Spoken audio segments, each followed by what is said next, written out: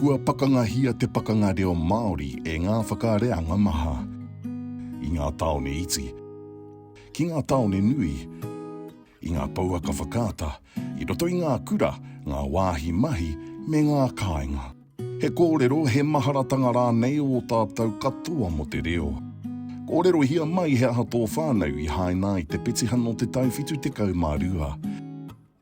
Tērā pia i ko nā koe i te haumanutanga o ngā tau waru te kau, i te whakatūnga o ngā kōhanga reo putano i te motu.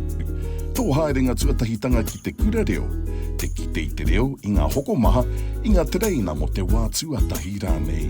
Kei te eke ngā waiata Māori, kei te puta reo Māori mai ngā kiriata Disney.